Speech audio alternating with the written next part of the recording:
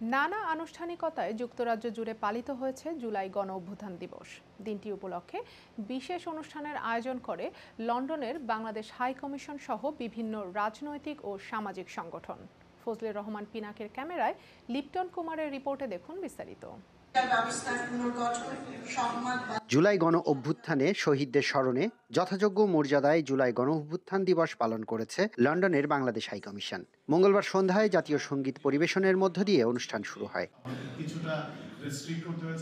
2024 সালে বাংলাদেশকে গণতান্ত্রিক ধারায় ফিরিয়ে আনার পথে জীবন উৎসর্গকারী শহীদদের প্রতি শ্রদ্ধা জানিয়ে পালন করা হয় 1 মিনিট নীরবতা।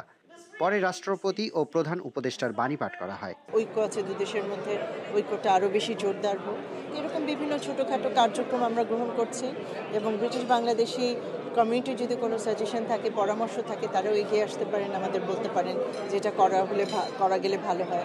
আমরা সেটাও হয়তো দেখব যে করা সম্ভব কিনা। এই যে আপনার জুলাইয়ের চেতনা, স্বাধীনতার চেতনা, 52-এর চেতনা, সবগুলি মিলেই আমরা বাংলাদেশে একটা সুষ্ঠু নিরপেক্ষ নির্বাচন, যেটার জন্য যারা জীবন দিল, সাম্য, মানবিক মর্যাদা, সামাজিক ন্যায় বিচার সুপ্রতিষ্ঠার জন্য আমরা উই নিডে একটা free fair election.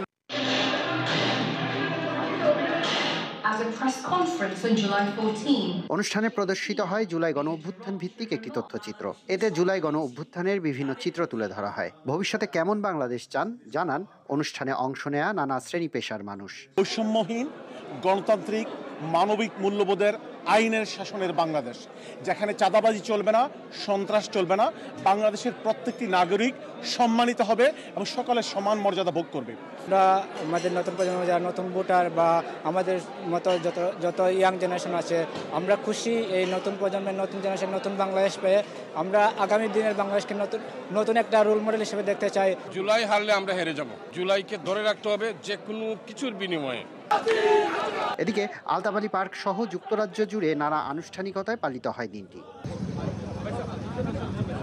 Lipton Kumar, ion news, London.